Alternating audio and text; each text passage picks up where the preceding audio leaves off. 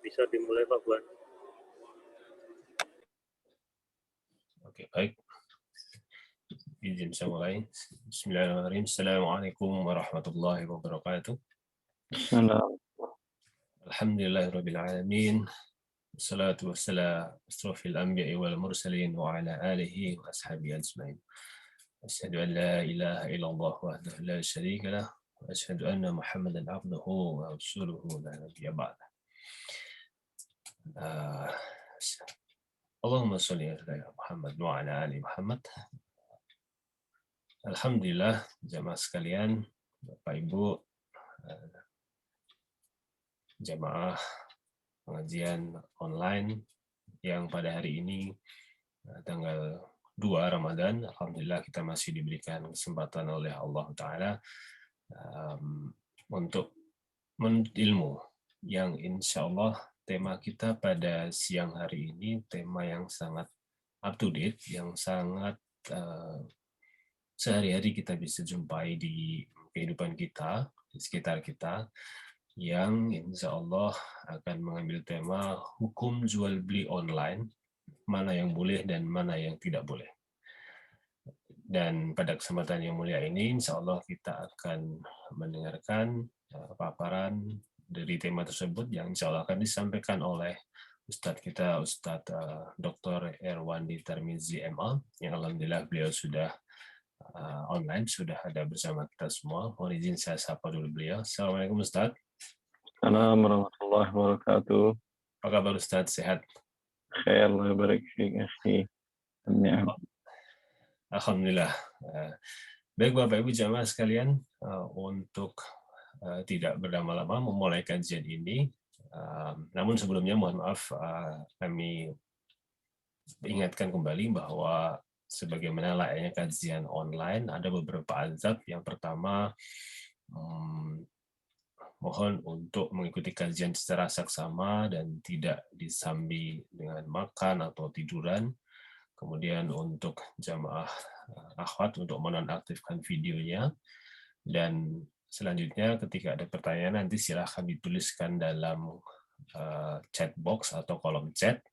Kemudian apabila ingin menanyakan langsung pada Ustadz, dipersilahkan dengan raise hand atau memberikan aba-aba kepada saya selaku moderator. Baik, untuk mempersingkat waktu kepada yang terhormat Ustadz kita Dr. Erwandi Tarmizi MA, jaringan dan jemaah. Kami persilakan Ustadz. Tafadhol Ustadz.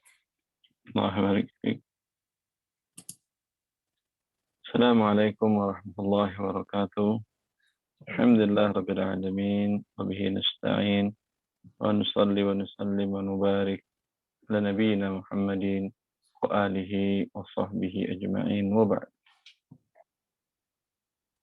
Ikhwani wa akhwati fillah yang dimuliakan oleh Allah Azza wa Jalla, yang hadir dalam kajian online ini atas nama dengan penyelenggara Masjid DKM Masjid Baitus Salam Rumah Sakit Darmais, yang semoga diberkahi oleh Allah Azza wa Jalla.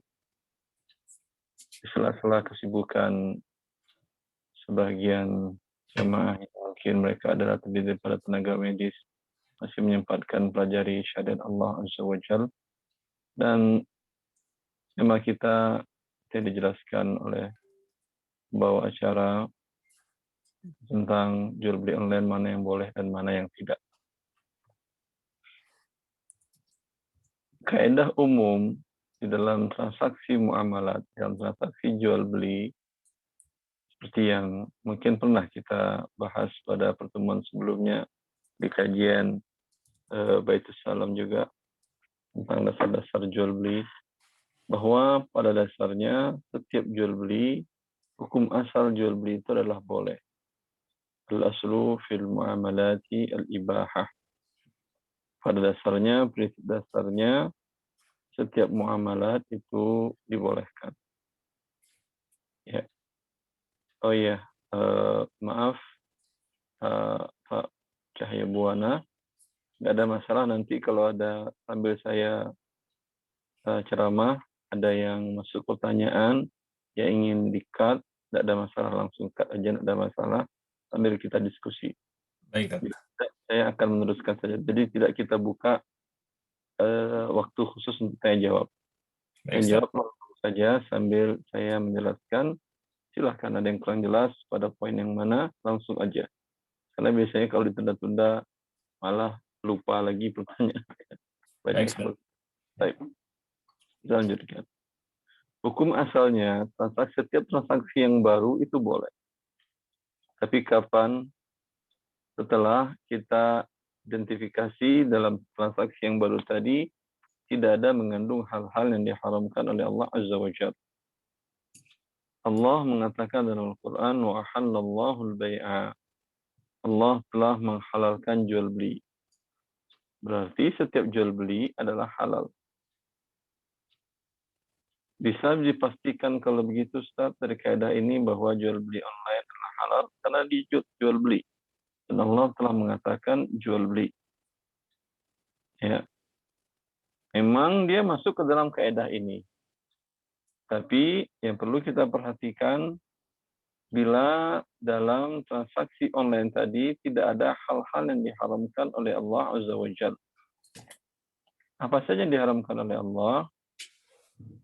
Dalam ayat yang sama Allah mengatakan wa harramal riba.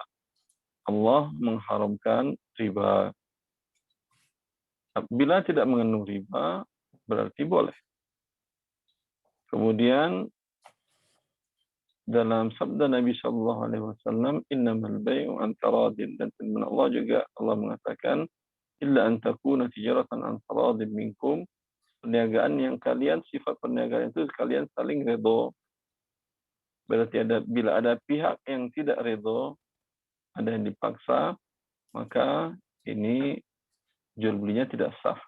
Yang biasanya para ulama mengatakan jual beli yang mengandung unsur kezaliman. Atau jual belinya mengandung unsur gharar, ketidakjelasan. Ya. Dan ini bagian dari perjudian juga adalah ketidakjelasan. Orang berjudi nggak jelas, dia dapat uang atau keluar uang. Ya. Dan Nabi juga sallallahu alaihi wasallam bersabda, "Nahan Nabi sallallahu alaihi wasallam an bai'il hasati wa bai'il gharari." Rasulullah sallallahu alaihi wasallam beliau telah melarang jual beli yang gharar, yang tidak jelas kesudahannya atau tidak jelas objeknya. Ya. Mari kita terapkan kaidah-kaidah ini di dalam transaksi online tadi. Transaksi online sekarang semua jenis barang ditransaksikan. Bahkan komoditas riba pun, emas dan perak pun ditransaksikan. Padahal Rasulullah SAW telah membuat suatu kaidah dalam hadisnya, az-zahabu bil-zahabi riban, wal fiddatu bil fiddati riban. Kemudian selanjutnya sampai akhir hadis Ubadah bin Samit. Fa idza ikhtalafat hadhil asnafu fabi'u kaifa syi'tum idza kana yadan biyadin. Menukar emas dengan emas, kata Rasulullah SAW, riba kecuali terjadi serah terima yadan biyadin. Yadan biyadin itu tangan dengan tangan. Maknanya lebih spesifik daripada tunai. Artinya tangan yang satu menyerahkan Anda membeli apa. Anda yang punya rupiah, dia yang punya emas, tangan yang satu menyerahkan rupiah. Nah, tangan yang satu, maaf, ini tadi emas kata Rasulullah. Tangan yang satu menyerahkan emas Anda. Tangan yang satu menerima emas, tangan yang kiri, dua tangan yang kiri menerima emas dari si yang lawan transaksi Anda. Kalau tidak makan dengan riba. Kemudian menukar perak juga begitu. Harus tangan ke tangan. Menukar perak dengan rupiah, dengan emas, menukar perak dengan emas juga harus begitu. Peraknya, tapi boleh berbeda ukurannya. Perak 10 gram, emas 1 gram, boleh. Perak 20 gram, emas 1 gram, boleh. ya. Tapi peraknya 20 gram Anda serahkan, kemudian tangan yang satu langsung menerima emas yang 1 gram. Ya, itu yang dimaksud dengan edan biadin. Dan mata uang sekarang, mata uang kartal rupiah, euro, dolar US, kemudian dolar Singapura, ringgit, real Saudi, real Qatar, dan lain-lain, itu semuanya mengikut kepada emas dan perak ini. Maka ijma kesepakatan ulama seluruh dunia dari Muktamar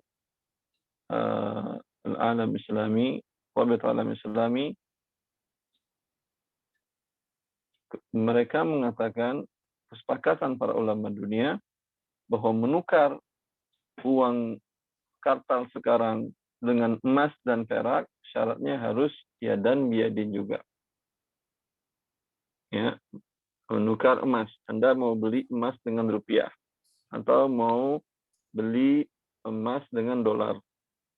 Ya, syaratnya ini rupiahnya, ini emasnya. Tidak boleh rupiahnya dulu, emasnya ntar sore. Atau emasnya dulu, rupiahnya besok. Atau nanti jam 1, jeda ada waktu setengah jam. Tidak boleh. Harus yadan biadin di saat itu juga di tempat yang sama. Masih ada satu majelis. Hal seperti ini tentu tidak mungkin dilakukan online. Kecuali di negara yang mereka ada ATM emas. Indonesia belum ada ATM emas. Ada ATM emas, Malaysia kalau saya salah ada. Dubai jelas ada ATM emas. Anjungan tunai mandiri. Kalau Anda punya kartu debit yang ada visanya, atau ada Mastercard-nya, Anda pergi ke Malaysia, kemudian Anda cari ATM yang bisa mengeluarkan emas, ATM emas, atau ke Dubai, ya, itu Anda masukkan kartu Anda, kemudian rekening Anda isinya dalam rupiah, mereka katakan per gram sekarang sekian rupiah. Anggap umpamanya 950.000 rupiah per gram. Ya, ketika Anda tekan membeli 1 gram atau 5 gram, nanti akan terpotong rekening Anda di saat yang sama. Kalau Anda cek lagi rekening Anda, akan berkurang sebanyak ditransaksikan tadi di waktu itu.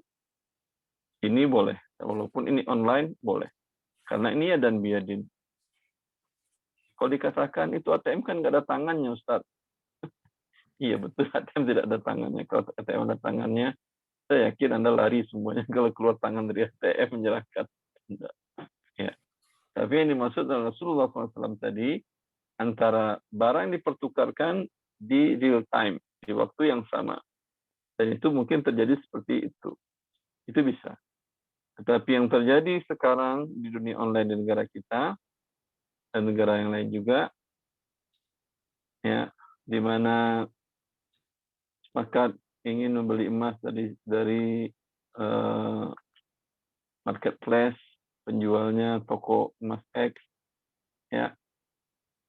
Kemudian Anda transfer rupiah, di waktu yang sama tidak akan Anda terima emas. Ya. Maka ini hukumnya riba.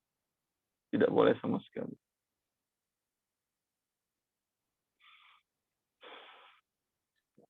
Ya. Ini yang tentang yang tidak boleh. Kemudian, mana lagi jual beli tidak boleh? Saya hanya akan menjelaskan yang tidak boleh. Karena sisanya, kenapa saya hanya menjelaskan tidak boleh? Karena kalau yang boleh, capek menjelaskan. Jutaan transaksi, puluhan juta, ratusan juta, bahkan miliaran transaksi, yang boleh tentu saya jelaskan sekarang. Tidak ada waktu. Tidak mungkin juga.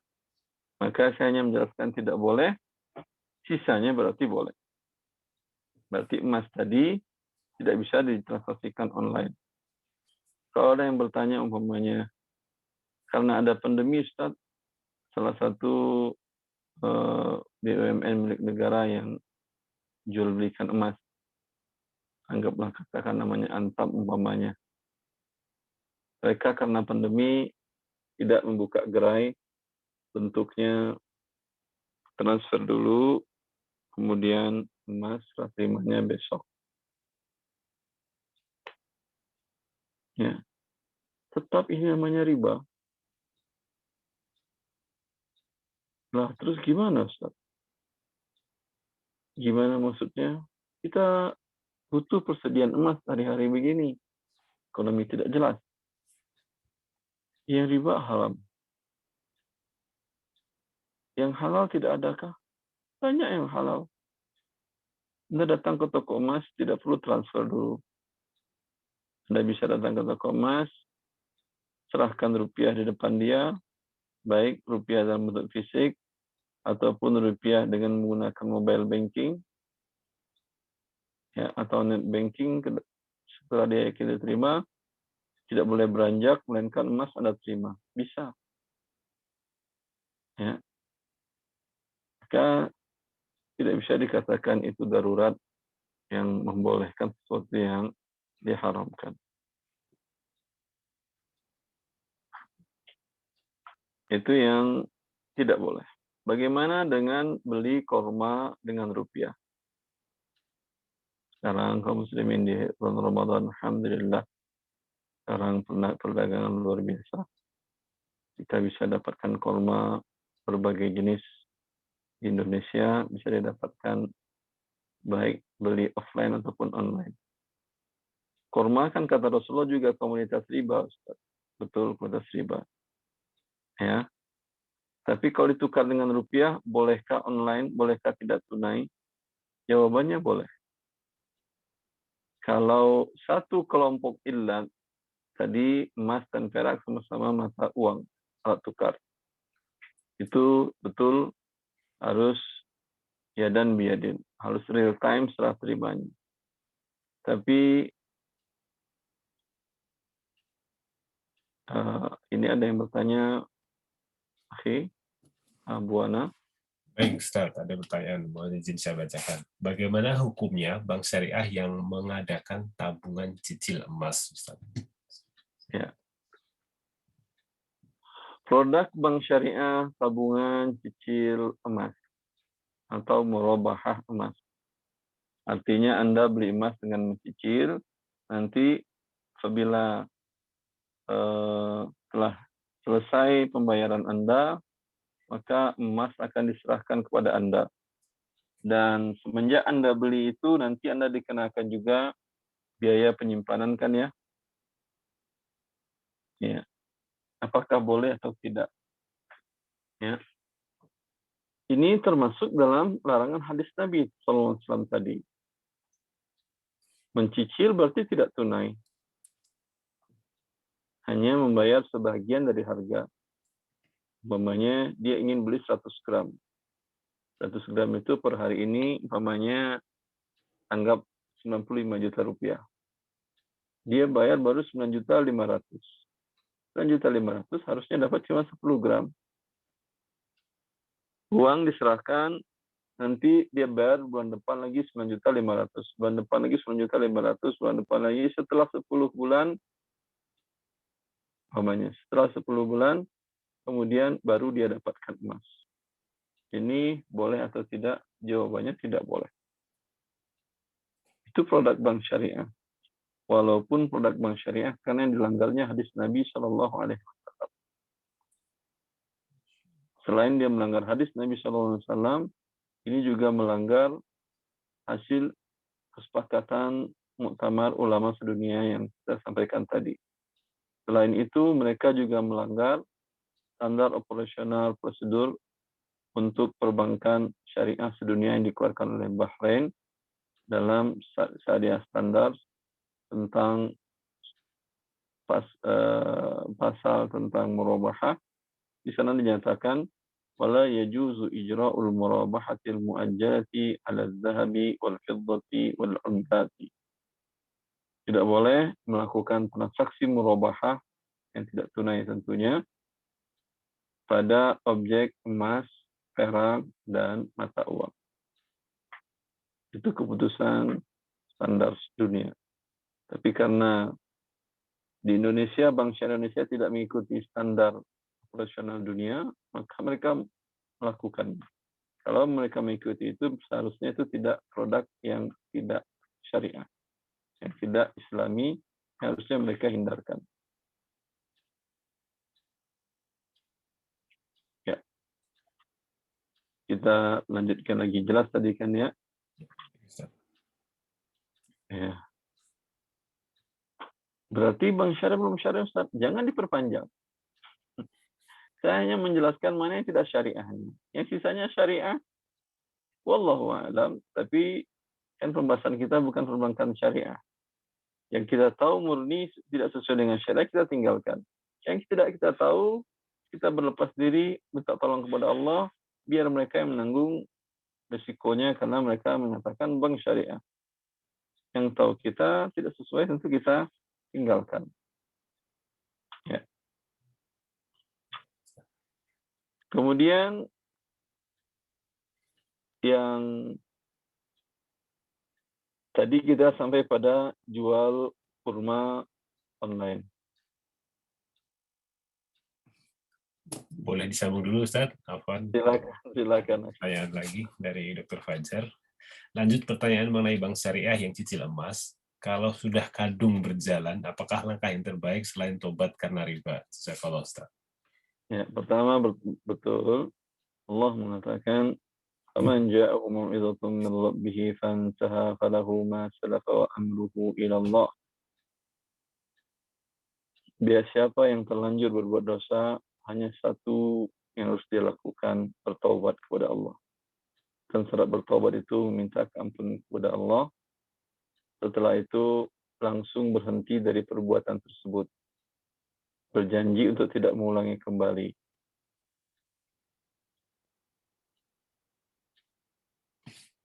Karena Allah tadi mengatakan, siapa yang datang peringatan kepada Allah, dia tahu Allah mengharamkannya, Rasulnya mengharamkan, dan terlanjur berhenti. Maka seperti hal tadi, berhenti. Apa berhenti itu? Batalkan transaksinya karena ini haram. Ya. Bagaimana membatalkannya? Ambil uangnya, atau kalau ada uang Anda untuk menutupi, tadi belinya berapa? 10 gram umpamanya, berarti 9.500.000. Begitu kan ya? 9.510 gram. Anda sudah mencicil umpamanya 5 juta. Tinggal 4.500.000 lagi. Tahu Anda haram, ya. Anda datangi mereka sekarang, saya mau batalkan transaksi itu, saya mau ambil sekarang emas 10 gram, nih uang sisanya berapa lagi ini sekarang? 5 juta. Ini 5 juta.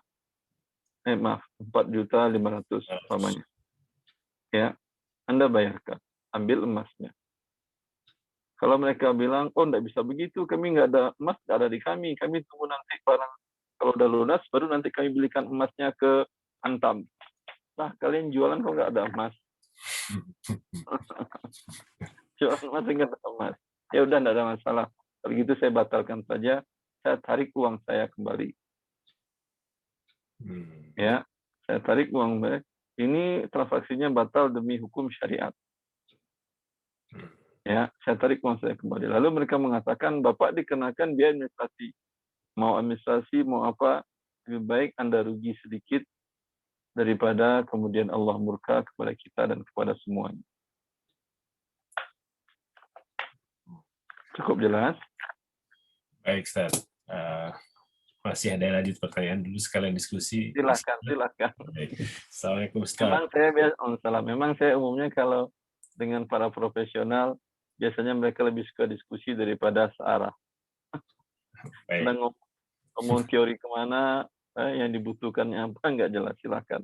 Baik, mohon izin saya bacakan. Assalamualaikum Ustaz, mohon maaf saya baru masuk. Izin bertanya, saya langganan Shop dan Tok, ini marketplace online. Mungkin tadi sudah dijelaskan bagaimana hukumnya Ustaz. Dan bagaimana kalau sebagai reseller. Ada kalau boleh sebut, ini mungkin Shopee dan Tokopedia ini yang penyedia. Shopee dan Tokopedia, enggak apa-apa. Terus? Ya. Dan sampai saat ini beliau berlangganan atau jadi pengguna kedua pembelanjaan toko online tersebut. Bagaimana Beli. hukumnya? Baik. Dan bagaimana juga kalau sebagai reseller, Ustaz? Ya, baik. Ya kan, kalau teori tadi kan masih panjang. Itu tadi saya baru berbicara emas. Belum lagi bicara yang kurma, bicara yang lain. Baik, kita lanjutkan dalam masalah pertanyaannya. Ya, selain emas dan perak, ya, bolehkah bertransaksi dengan mereka? Kalau penjualnya Anda yakini mereka pemilik barang, hukum jual belinya boleh. Karena seseorang itu tidak boleh dia menjualkan barang yang belum dimiliki. Pada pertemuan sebelumnya, hadis Hakim Hizam sangat jelas. Terus dia bertanya kepada Rasulullah, ya Rasulullah, jelaskan kepadaku apa yang halal, apa yang haram dalam transaksiku. Itu seorang pedagang. Seseorang datang kepadaku ingin membeli barang. Barang itu stoknya sedang kosong. Biasanya ada. Bolehkah aku jual kepada dia, lalu aku beli dari tempat toko yang lain, supplier yang lain? Jawaban Nabi cuma satu. Jangan engkau jual barang yang belum engkau miliki. Ya. Maka memang kalau di offline Anda bisa lihat ke toko dia nggak ada, Anda pergi. Ya, atau memang Anda tanyakan, kemarin saya lihat ada. Iya, ada kemarin tadi. Ya. Bisa nggak Anda hadirkan hari ini? Bisa, kan jelas. Ketika ada baru bertransaksi. Tapi kalau di online kan tidak tahu dia punya barang atau tidak. Tapi kalau Anda bisa meyakini bahwa ada barang milik dia, milik orang lain juga, milik dia, di gudangnya dia ada, ya, pokoknya ada beberapa merek terkenal yang Anda tahu stoknya besar, perusahaan besar, ya, itu nggak ada masalah Anda bertransaksi online bila yang Anda beli bukan emas, perak, dan mata uang. Ya. Bagaimana dengan reseller? Ini reseller ini yang bermasalah. Reseller ini mereka menjual barang yang belum mereka beli. Karena bentuknya sama dengan hadis Hakim Nizam tadi. Jadi dia hanya nampilin foto, kalau Hakim Nizam masih mending. Kemarin-kemarin ada barangnya.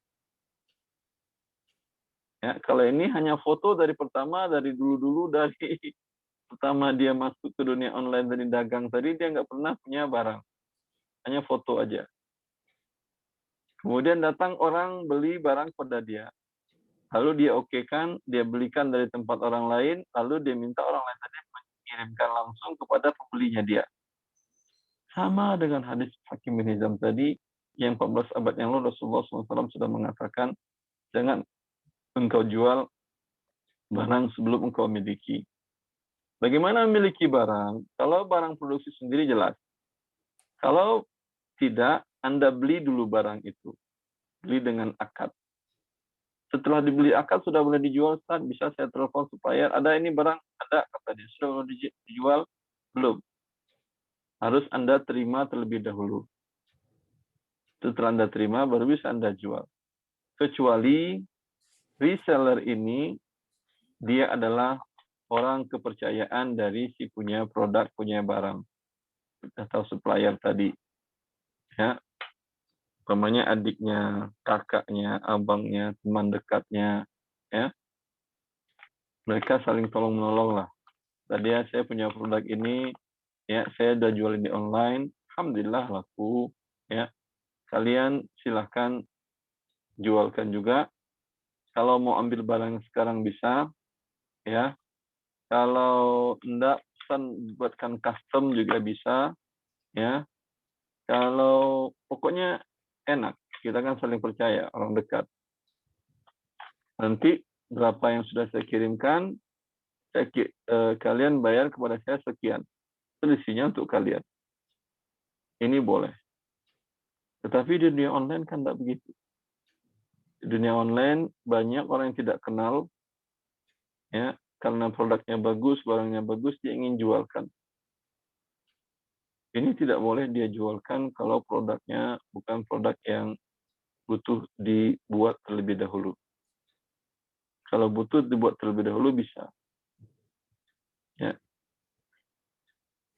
Umpamanya produknya buah-buahan, mangga yang sedang banyak, umpamanya atau mangga yang buah-buahan yang lain, dia tidak ada stok. Dia baru akan belanja kalau ada orang pesan. Ini bolehkah dia menjual? Jawabannya tidak boleh. Kalau menjual tidak boleh. Kalau terus terang mengatakan, saya tidak punya produk, tapi saya tahu tempat menjualkan barangnya di toko X di satu tempat, dan saya bisa menjualkannya, membantu Anda untuk mendapatkan harga sekian. Dan tambahan fee, saya charge fee umpamanya 10%.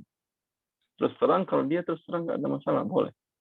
Walaupun dia belum memiliki barang, karena berarti dia adalah maklar dari Anda. Dia adalah maklar orang suruhan Anda untuk memberikan barang, ini boleh. Tapi kalau dia menjual, itu tidak boleh. Barang belum dimilikinya. Ya, ini yang dikatakan oleh Rasulullah SAW dalam hadis Hakim bin Hizam tadi. Ya, saya kira jelas itu. Baik, Ustaz. Terima kasih. Masih mau dibacakan dulu atau mau lanjut yang tentang kurma dulu tadi, Ustaz? Lanjut aja pertanyaannya. Lanjut saya pertanyaan ya. Baik. Ini masih berhubungan juga dengan pertanyaan sebelumnya. Bagaimana kalau jual online hanya modal share sebuah gambar dari pihak A, padahal pihak A ridho kalau barang itu dijual dengan harga lebih. Bagaimana hukumnya, Ustaz? Bukan masalah ridhonya. Kalau pihak A itu nggak kenal dengan Anda, tentu dia tidak mau kirimkan barang ke konsumen Anda, kan ya?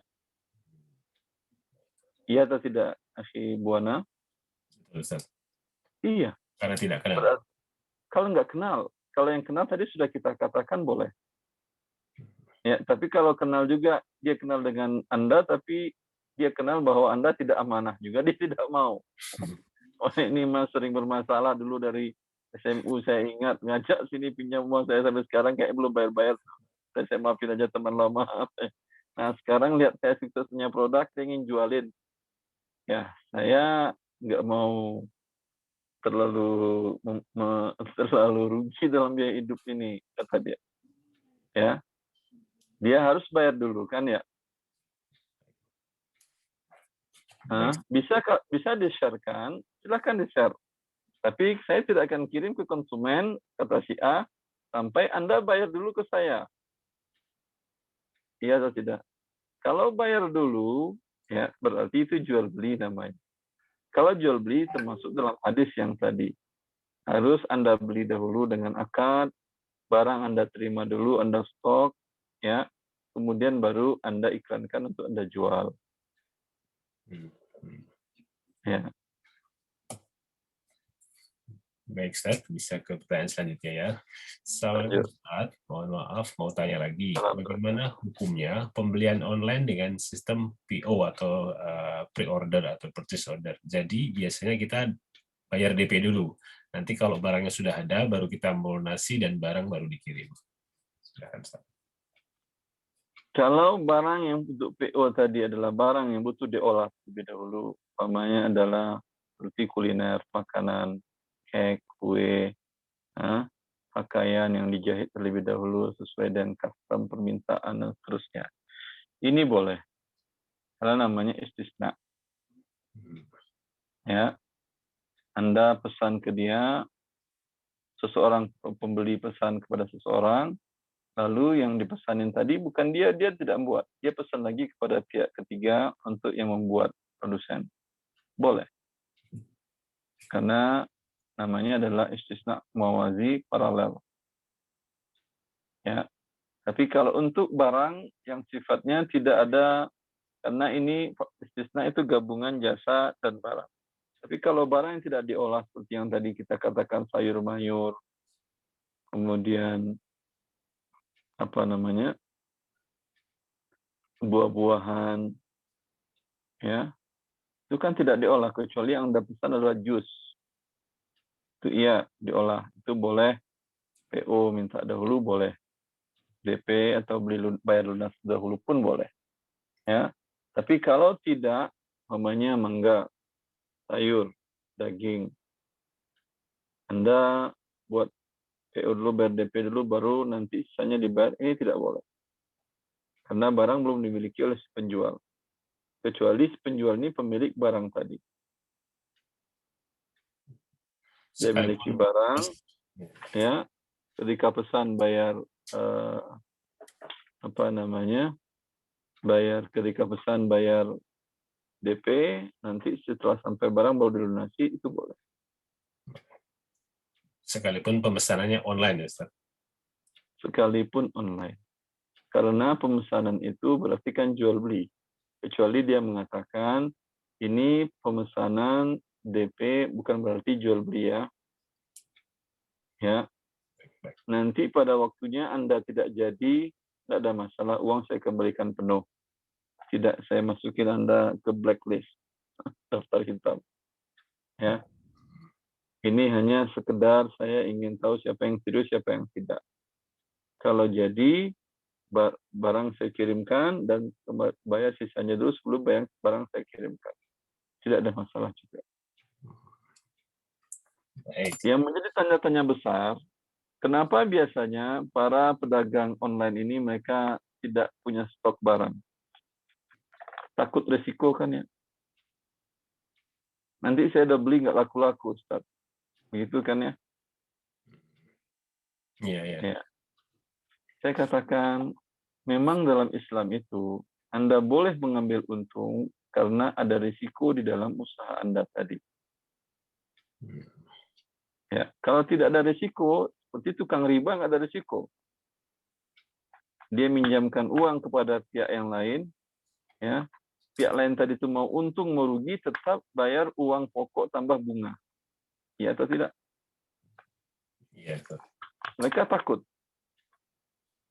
Dan tukang yang jualan online ini juga banyak yang penakut sama seperti bank karena sudah dengan jiwa penakut tadi. Tawakal kepada Allah menjadi hilang. Lihat tawakalnya para tukang sayur.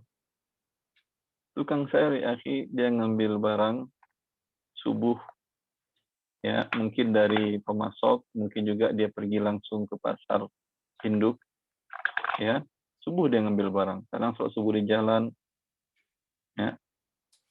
Kemudian itu tidak akan bertahan lama. Zuhur siang belum habis juga, itu biasanya mereka bagi-bagiin ke tetangga, ya. Atau kalau yang tipenya orangnya bakhil atau pelit, biasanya mereka buang ke tong sampah. Iya atau tidak? Ya. Kenapa mereka berani bisnis ini dengan risiko tinggi tadi? Kalah mental orang sekarang dengan tukang sayur. Ya. Jangan remehkan mental tukang sayur, itu mental luar biasa. Hanya sekitar 8 jam, lewat 8 jam mereka akan mulai kerugian. Kalau muslim yang baik, dia tidak akan buang sayur itu, dia akan sedekahkan kepada tetangga-tetangga dekat atau kerabatnya. Menjadi rugikah? Dia tidak rugi. Kalau yang muslim yang tidak baik, atau yang tidak mengerti syariat Allah, dia akan buang. Karena kata dia, kalau saya sering bersedekah, ntar mereka nggak mau belanja ke saya. Ya tidak begitu juga. Semua orang tidak seburuk itu berpikirnya.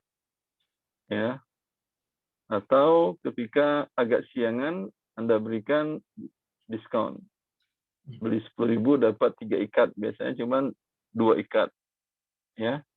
Nggak ada masalah. Karena jarang juga orang belanja masak siang. Orang masaknya biasanya waktu pagi. Yang penting rezeki Allah yang mengatur. Tidak boleh juga membuang-buang harta. Ya. Maka belajar kehidupanlah dari orang kelas bawah.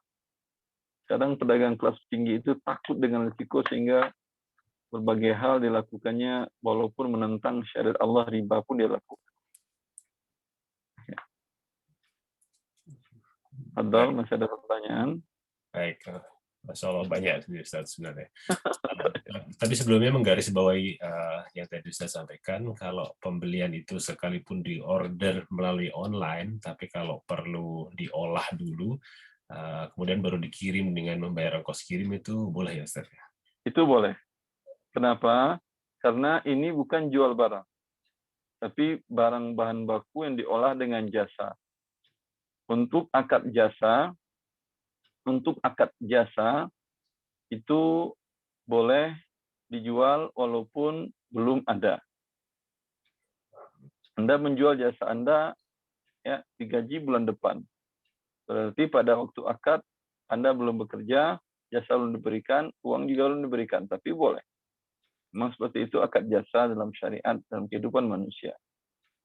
Kalau barang yang butuh diproduksi berarti dia butuh diolah, maka boleh. Dalam kehidupan sehari-hari kita kan begitu juga. Kita beli nasi goreng. Sudah ada nasi gorengnya? Belum. Kalau sudah ada nasi goreng dingin namanya itu. Oke. Iya. Ya, nasi goreng dingin namanya pesan dulu bang nasi goreng. Ya. Berarti baru dia yang ada adalah bahan baku, bahan mentah yang akan dia olah. Ya, boleh dia jual walaupun belum ada, boleh. Boleh bayar cash, boleh. Bayar DP dulu, boleh, boleh. Bayar nanti juga boleh. Semuanya boleh. Itu subhanallah, keluasan syariat Allah bila di sana ada jasa pengolahan. Tapi kalau yang Anda jual barang mentah tadi, ya hanya fotonya aja, foto nasi, foto bumbu-bumbu, ya, foto telur, daging, ini tidak boleh dijualkan. Baik. Terima kasih, Ustaz. Sekalipun dari produk yang sama, Ustaz. Misalnya ada satu marketplace yang menjual, kalau boleh nyebut, mohon maaf, misalnya GoFood. Tidak apa-apa. Kalau GoFood. GoFood. Kemudian di saat yang sama, Gojek juga punya GoShop. Sementara GoShop itu beli dari barang supermarket yang dibeli dulu oleh drivernya atau kurirnya. Kemudian ini dua hal yang berbeda ketika GoFood yang harus diolah tadi oleh restorannya. Gimana posisinya? Sama-sama berbendera Gojek tadi misalnya, Ustaz. Kalau GoFood, Anda bukan belanja ke GoFood kan? Ya. Masalahnya adalah driver yang beli. Iya atau tidak? Ya. Umpamanya GoFood, makanan yang butuh diolah. Driver yang beli. Driver beli untuk diri dia atau untuk yang pemesan? Untuk pemesan. Berarti status driver ngapain? Minjamin uang atau beli? Minjamin uang dan bukan barang dia. Minjamin uang. Dia minjamin uang. Betul, minjamin uang. Ya, dia tidak beli untuk diri dia dan dia juga tidak mengatakan saya beli dan saya jual ke kamu. Tidak. Ya, dia bukan reseller juga. Dia hanya minjamin uang.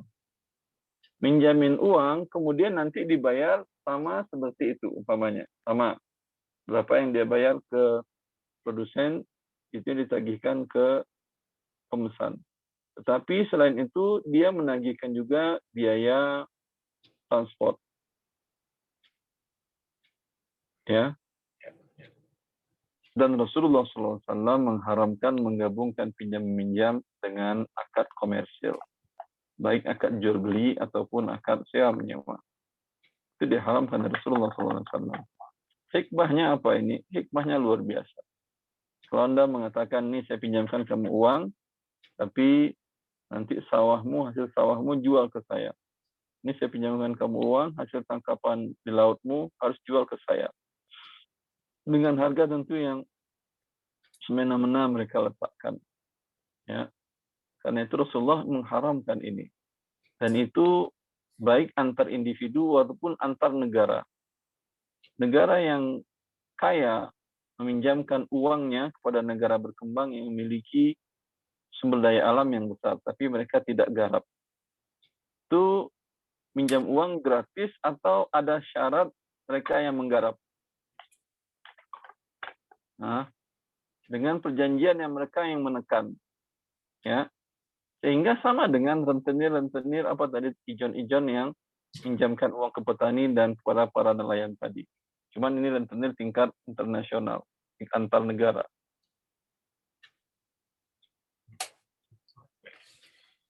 Baik, Ya. Karena itu semuanya Rasulullah SAW mengharamkan itu. Ya. Berarti bisa jadi solusinya pesan ke restoran penyedia jasa layanan itu, tapi dengan sistem delivery gitu ya, Ustaz? Ya, Itu kan pesan ke mereka, deliverykan. Mau deliverykan dengan orang mereka atau dengan Gojek, nggak ada masalah.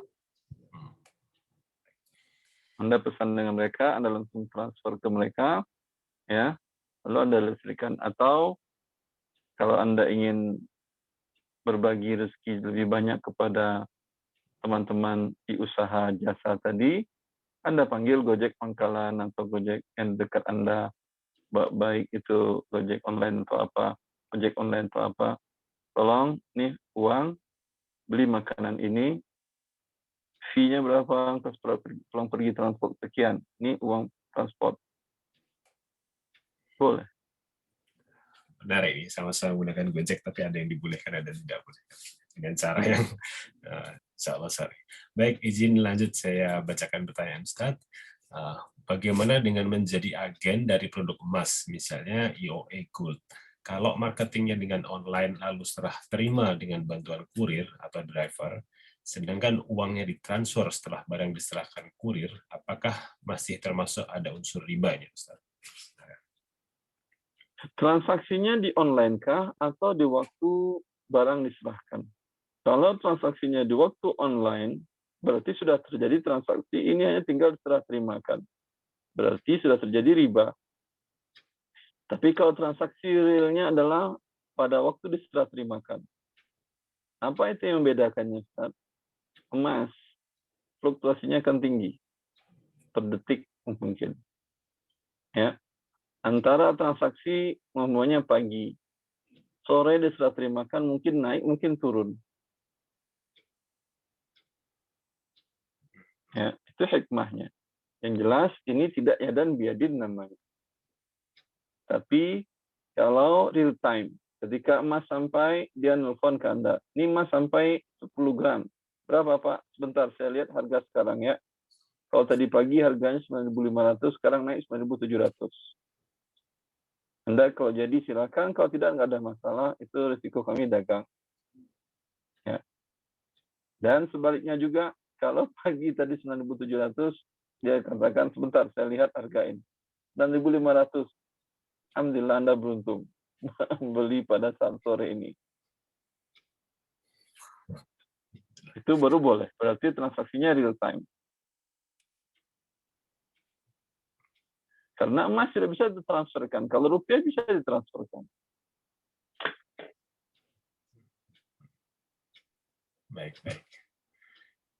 Baik, insya jelas. Sebelum saya lanjutkan ke pertanyaan lain di kolom chat, mungkin ada jemaah sekalian mau bertanya langsung, saya akan berikan kesempatan dulu. Silakan Bapak Ibu sekalian yang mau bertanya secara langsung. Silakan meng-unmute mikrofonnya. Ada? Kalau belum ada, izin saya lanjut. Oh, ada? Belum ada. Izin saya lanjut untuk membacakan pertanyaan yang belum dijawab. Assalamualaikum, izin bertanya Ustadz, bagaimana hukumnya transaksi belanja online? Kebetulan sedang ada dalam masjid, kalau Ustadz. Sebenarnya sudah. Tidak, tadi ada gangguan suaranya, tidak jelas, saya mendengarnya. Oh baik, saya ulang pertanyaannya, mungkin sebenarnya sudah dijawab sebelumnya, tapi mohon izin saya bacakan Ustadz. Assalamualaikum, izin bertanya, bagaimana hukumnya transaksi belanja online? Karena kebetulan yang bersangkutan sedang di masjid. Ya. Bagaimana hukum transaksi belanja online? Si pembeli atau penjualnya salah satunya di masjid. Enggak, kebetulan yang bertanya ini sedang dalam masjid. Jadi ya pertanyaannya hanya bagaimana hukumnya transaksi belanja online secara umum ini. Tapi pertanyaan bagus juga. Karena dalam masjid Anda buka handphone, ya, Anda dagang sesuatu, atau Anda ingin beli, ingat, habis sholat ingat, oh ini kayaknya penting. Anda lakukan transaksi dalam masjid, ini hukumnya haram. Karena nahan Nabi SAW anil bai'i wa syira'i fil masjid. Dalam hadis yang lain, "Idza ra'aita man yabi'u wa yashtari fil masjid, faqul lahu la arbahallahu tijaratan." Bila engkau lihat orang yang berdagang di masjid, katakanlah kepada dia, semoga Allah tidak memberikan laba dalam perniagaanmu. Oh ya, Ya. ternyata pembayarannya tempatnya di dalam masjid. Kalau itu kalau online kan bisa, kalau offline tentu bawa barang ke dalam masjid itu marah DKM dan orang-orang. Tapi kalau online dia bisa lakukan transaksi itu. Tapi boleh apa tidak? Jawabannya tidak. Tidak. Baik, tegas dan jelas. Selanjutnya Ustadz. Assalamualaikum Ustadz, izin bertanya, bagaimana dengan simpan pinjam di koperasi dan bagaimana dengan pembagian SHU Ustadz? Atau sisa simsa? Bisa kita fokuskan untuk yang online dulu aja. Oh, baik. Nah, Baik, ini kita skip dulu. Mohon izin lanjut. Assalamualaikum Ustadz, mau tanya, ada teman jual emas, tapi dianya berada di luar kota. Bolehkah kita beli emasnya, terus emasnya dikirim pakai pos? emas pakai pos, pakai kurir kali atau pakai tukang pos mau terima emas? Dipaketkan mungkin ya, atau bisa ya? Atau bagaimana nih pertanyaannya, Mbak Sari? Mohon dielaborasi dulu. Sambil Tapi saya jelaskan secara umum. Ya. Ya, kalau transaksinya langsung dilakukan, teman yang punya emas di luar kota tadi, ya, Anda mengatakan, ya saya beli, ini uang saya transfer ya. Ini terjadi riba karena tidak tunai. Lalu bagaimana caranya? Caranya adalah Anda transferkan uang sebagai titipan, bukan pinjaman, titipan. Perkiraan itu emasnya 20 gram, berarti sekitar 19 juta rupiah umpamanya. Anda transfer uang ke dia, ini titipan. Lalu dia minta untuk deliverikan emasnya ke Anda. Setelah emas sampai di tangan Anda hubungi lagi dia. Ini emas sudah saya cek, segala macam, Masya Allah, saya pengen belinya. Ya, berapa harganya sekarang ini? Harga per saat sekarang ini. Kata dia, sebentar saya lihat di internet, umpamanya karena itu emasnya adalah emas emas murni, emas 24 karat. Sekarang harganya sekian, kata dia. Ya, umpamanya dia mengatakan 20 juta. Kalau 20 juta, berarti saya transfer sekarang lagi ke Anda 1 juta lagi. Ya. Setelah itu kita berakad, ini saya beli, dan itu uang di tangan Anda menjadi pembayarannya. Sebentar dulu ya. Tidak boleh dimatikan telepon. Ya, harus nyambung terus, karena kalau tidak berpisah majelis namanya. Maka kemudian dia transfer, setelah dia transfer lagi sisanya 1 juta, dia mengatakan masuk, udah masuk. Ya udah. Bisa saya beli emas kamu dengan harga yang sudah saya bayar, yang sudah saya serahkan uangnya ke tangan kamu, setuju. Ini halal. Cuman kalau tidak dengan orang dekat, ini kan risikonya tinggi. Ya. Bisa jadi uang sudah Anda kirim, emas tak kunjung datang. Banyaklah alasannya mungkin. Wah, itu uang kurir, memang kurirnya sekarang belakang ini kurir banyak yang nggak benar. Padahal dia memang tidak pernah mengirimkannya. Ini berbahaya tentunya. Tapi kalau orang yang Anda percaya dengan dia, amanah, hal ini aman dan bisa dilakukan seperti itu. Dan ini solusi juga bagi jarak yang jauh tadi. baik, jazakallah Ustaz. Alhamdulillah. Tadi ada yang raise hand satu, mau bertanya secara langsung. Kami persilahkan, Saudara Muhammad Haris. Bisa di-unmute mikrofonnya. Mau bertanya langsung kepada Ustaz. Tapi sepertinya sudah leave, sudah tidak ada di daftar partisipan. Saya lanjut, masih ada waktu kira-kira 15 menit lagi, Ustaz. Saya lanjut pertanyaan selanjutnya dari Akhi Ari Purwohandoyo. Mohon maaf saat bergabung. Itu sepertinya ada yang mau itu, raise hand itu, Akhi. Pak Dr. Rondus Muhyiddin atau siapa? Tapi sudah Keluar lagi. sudah keluar, insya Allah. Sudah nggak ada namanya di list peserta juga sudah tidak, Ustaz. Saudara Muhammad Haris tadi, tapi sudah tidak ada di peserta. Enggak, yang baru muncul ini, Saudara Dr. Andus, apa itu? Oh, baik. Dia di chat, dia ngechat mau bertanya langsung. Oh, oke. Baik. Ya, baik, kami persilahkan dulu untuk Bapak Mas Rial, silakan bertanya langsung pada Ustaz.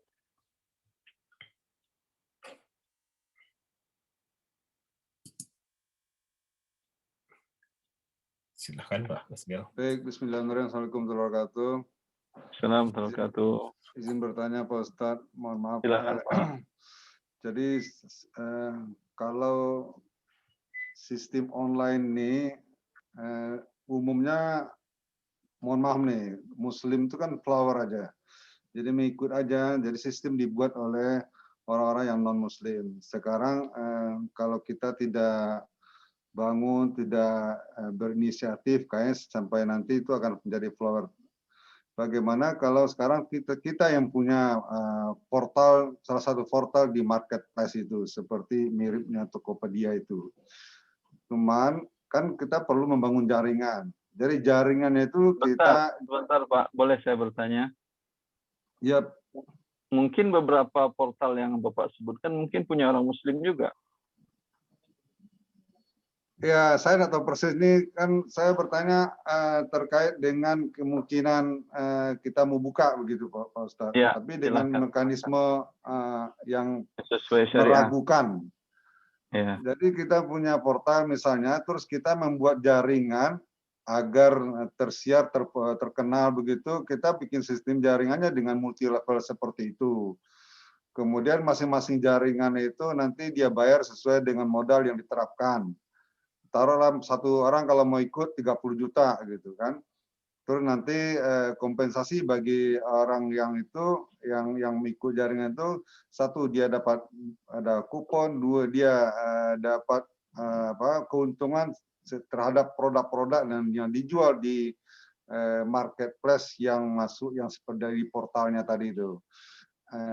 Terus dia juga nanti kalau seandainya ada jaringan yang lain yang membeli ke dia nanti dapat keuntungan juga gitu. Jadi ada 3 produk misalnya, sehingga dia bisa mengambil keuntungan di situ.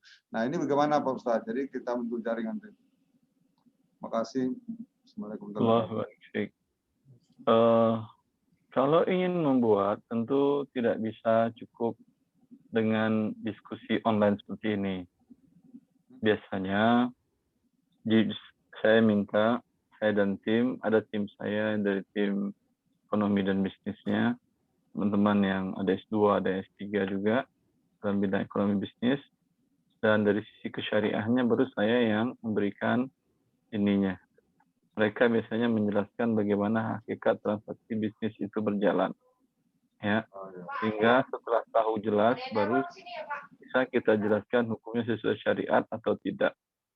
Ya, maka itu tentu butuh diskusi panjang. Saya harus mengetahui syarat dan ketentuannya dan alur mekanisme dari sebuah transaksi tadi untuk menentukan boleh dan tidak. Kalau sebuah sistem, Pak ya. Tapi kalau ditanyakan suatu kasus, silahkan. Demikian, Mas Dian, apakah masih ada yang perlu diperjelas? Jawaban dari Ustadz. Baik, terima kasih. Saya lanjut, mungkin 2 pertanyaan ini saya gabung. Pak Ustadz izin bertanya satu lagi, untuk pembelanjaan dengan GoPay, OVO, Dana, dan lain-lain sejenisnya, bagaimana hukumnya? Kemudian juga bagaimana fasilitas cashback dan gratis ongkir pada pembelanjaan online? Demikian Ustaz. E-wallet dia ada 2, ada e-money, ada e-wallet. Kalau e-money dikeluarkan oleh perbankan, e-wallet yang dikeluarkan oleh non perbankan. Itu berbeda status e-walletnya. Kalau e-wallet yang dikeluarkan oleh non bank, Itu berarti apa arti e-walletnya? Anda kan punya dompet elektronik. Kalau e-money, uang elektronik. Artinya uang fisik Anda berubah menjadi elektronik. Tapi kalau e-wallet, Anda menitipkan uang di dompet tapi secara elektronik. Kalau non elektroniknya adalah Anda berjalan berdua, satu orang sering kelupaan kalau bawa uang, sering hilang segala macam. Lalu dia berkata kepada temannya yang satu, kamu kan terkenal disiplin pegang uang, nih kita jalan berdua, nanti kebutuhan saya tolong bayarkan ya, ini uang saya serahkan kepada kamu. Umpamanya ini uang sebanyak $10.000 US. Nanti apa kebutuhan saya, kamu yang bayarkan. Setelah bayarkan pakai uang saya. Kan begitu kan bentuknya. Ya. Lalu apa status uang Anda di tangan orang yang memegang tadi, yang e-wallet tadi? Bagaimana ini akadnya? Akadnya ini bisa ditentukan dengan seperti apa konsekuensi syarat dan ketentuan dalam hal ini. Kalau Anda menyerahkan kepada dia sebagai titipan, dan dia mengatakan, saya nggak berani juga megang uang sebanyak ini, kata dia. Kalau hilang gimana? Ya, kalau hilang dirampok ya juga sama, kalau tangan saya juga dirampok, hilang. Berarti saya nggak ganti ya? Enggak. Ya, boleh nggak saya gunain, kata dia, kata yang megang tadi. Ya nggak boleh lah kamu gunain, kan saya nitip. Ya, maka kalau seperti ini titipan. Kalau titipan, lalu saat belanja dia bayarkan, dia berikan kemudian cashback, dia berikan kemudian hadiah atau diskon segala macam, ya karena dia merasa senang megang uang $10.000 US. Ya, ini sepakat para ulama boleh, tidak ada masalah. Tapi adakah orang yang mau seperti itu? Udah Anda pegang uang dia, kemudian Anda kasih lagi dia keuntungan. Ada, tapi mungkin antara orang baik dengan orang baik kali ya. Tapi kalau secara umum manusia tidak maulah, dia rugi 2 kali. Ya, tentu dia harus ingin mendapatkan keuntungan dari uang Anda sehingga dia mau menarik orang. Seperti bank, kenapa dia memberikan bunga kepada deposan, kepada penabung? Karena dia semakin banyak orang yang menempatkan dana di pihak bank, bank semakin banyak mendapatkan dana pihak ketiga untuk mereka putar, dan dengan demikian mereka semakin banyak mendapatkan profit atau keuntungan. Karena yang diberikannya, walaupun dia menyatakan memberikan bunga ya kepada pemilik uang, bunga yang diberikannya itu adalah lebih kecil daripada bunga yang diambilnya dari orang pihak pengguna dana. Dan selisihnya untuk dia. Iya atau tidak? Ya. Berarti tentu pihak e-wallet mendapatkan keuntungan dari ini. Kalau dikatakan persyaratan ketentuannya itu dana yang di-store oleh nasabah kepada perusahaan pemilik e-wallet, itu mereka tidak boleh gunakan. Tidak bisa mereka pakai. Betul tidak bisa mereka pakai, tapi kan dapat bunga. Bunga kan untuk mereka. Ya, maka di sini akadnya, dan karena itulah untuk menarik orang sebanyak-banyaknya, mereka berikan diskon, mereka berikan cashback, bebas ongkir bila menggunakan e-wallet mereka untuk menarik orang agar mereka mau menempatkan dananya dan agar mereka mendapatkan keuntungan dari dana yang ditempatkan tadi. Dan ini tentunya adalah riba, karena qard namanya pinjaman dan mendapatkan keuntungan, ini adalah riba. Tapi bila dia tidak memberikan cashback, tidak memberikan diskon, ya, alhamdulillah boleh. Tidak memberikan bebas ongkir, baik menggunakan e-wallet, ya, ataupun tidak ada kecuali Anda hanya bisa menggunakannya tidak membawa uang tunai. Ini boleh. tidak ada masalah. Bagaimana kalau diinvestasikan dalam bisnis syariah, kemudian keuntungannya berupa bagi hasil gitu, Ustaz? Ya, Keuntungannya dibagi hasilkan. Berarti kalau rugi, bagi rugi. namanya bagi hasil itu hasil bisa untung, bisa rugi kan ya. Jangan difahami bagi hasil itu kalau untung dibagi, kalau rugi diam sendiri. Itu bukan bagi hasil namanya, itu hanya bagi untung. Kalau bagi hasil, kalau hasilnya untung dibagi, kalau hasilnya rugi juga dibagi. Kalau begitu boleh. Itu adil dalam syariat. Baik, alhamdulillah. Mungkin ada satu pertanyaan lagi, Bapak Ibu sekalian, sebelum waktunya habis, waktu yang diberikan habis. Kalau di pertanyaan di kolom chat sudah habis saya bacakan. Silakan Bapak Ibu yang mau bertanya, satu pertanyaan terakhir, bisa melalui chat, bisa melalui raise hand atau bertanya langsung.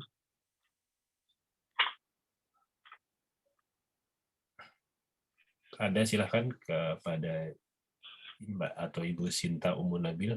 Raise hand, silakan di unmute dan bertanya langsung pada Ustaz. Silakan. Bismillahirrahmanirrahim. Assalamualaikum warahmatullahi wabarakatuh. Assalamualaikum warahmatullahi wabarakatuh. Izin bertanya Ustadz, untuk yang model-model imani yang tadi Ustadz sudah terangkan ya, itu kan kalau misalkan kita pakai diskonnya atau cashback-nya, itu ada unsur ribanya ya Ustadz ya. Betul. Tapi kalau misalkan kita tidak sebelumnya tidak menaruh uang di situ, tapi ketika mau dipakai saja kita menyimpan uang di situ sesuai yang mau terpakai saja Ustadz. Nah kalau seperti itu kita pakai diskonnya tetap dihitung riba ya Ustadz ya? Iya, kan terjadi riba. Terjadi ketika Anda memberikan berarti sudah terjadi kan ya? Walaupun itu langsung kita pakai gitu, walaupun uangnya itu tidak mengendap dulu gitu Ustadz. Walaupun. Karena akad qard sudah terjadi. Oh ya. Baik Ustadz, terima kasih. Allah barik fiik. Kan lebih baik, lebih enak. Sebetulnya kalau pihak penyelenggara kan lebih enak dia. Tidak memberikan diskon kepada orang-orang. Ya. Mereka lebih bagus, untungnya lebih menarik. Tapi kenapa orang mau? Orang mau karena mendapat kemudahan. Ya. Wallahu a'lam. Baik, barakallahu fiikum. Jemaah sekalian dan Ustaz Irwandi, alhamdulillah kajian kali ini kita responnya sangat luar biasa daripada jemaah sekalian, meskipun tadi ada beberapa materi yang tidak berkesempatan untuk disampaikan, untuk dilanjutkan, tapi alhamdulillah memberikan manfaat langsung dengan diskusi interaktif dengan para jamaah sekalian. Mohon izin sedikit kami kesimpulkan bahwa perlunya kehati-hatian dalam transaksi jual beli online untuk menghindari 3 hal yang tidak diperbolehkan, yaitu yang pertama riba, kemudian yang kedua zalim atau dipaksa, kemudian yang ketiga gharar atau tidak ada jelasan atau yang bersifat judi. Terima kasih sekali lagi barakallahu Ustaz yang sudah paparan materi dan diskusi yang sudah sangat interaktif kepada kita semua. Kemudian kepada jamaah juga kami ucapkan terima kasih atas kehadirannya. Barakallahu fikum. Saya atas nama teman-teman pengurus DKM Masjid Baitul Salam Masjid Kangkir Mais mengucapkan terima kasih atas kepastian dan insya Allah akan ketemu dengan Ustadz Irwandi Tarmizi lagi dengan waktu dan jadwal yang sudah disampaikan di bulan Ramadan ini. Masih ada beberapa sesi ya Ustaz? Insya Allah. Insya Allah. Insya Allah. Amin. Baik, jamaah sekalian dan Ustaz, mohon dulu diri. Sama-sama kita akhiri kajian ilmu kita pada siang hari ini dengan doa kifaratul majlis. Baik. Saya selaku moderator, kurang lebih mohon maaf. Wabillahi taufiq wal hidayah. Assalamualaikum warahmatullahi wabarakatuh. Salam. Mas Tita, jazakallah.